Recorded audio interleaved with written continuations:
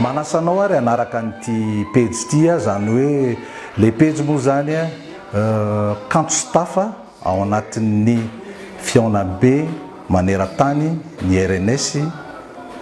taona 2024 zay le pejy tompoko dia zay zany no anisan'ny manafana ara-hira ara-kanto sy tafa an'io fiaona be ny RNS io.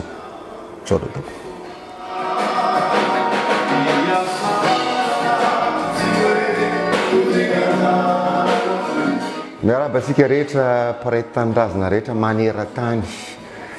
indrindra fa ianareo avana ao a Frantsa. Izaho moa anisan'ny mandray anjara amin'ity fampisehoana alefa amin'ny alalan'ny tambanjotra ity izay irana ny hiran'ny besa satria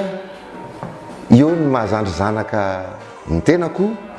sy mpakafy ihany koa hatrambola kely dia tena tsy miafahafa mihitsy amin'izany fiaramiasa zany amin'ny tompona andraikitry ny RNS sy indrindrandrindra fa izoky ray aman-dreny besa ampitiavana hoe aho ny tena iarana fa tsy dia tena hoe kandra loatra satria voninahitra ho ahy ihany koa mandray anjara amin'izany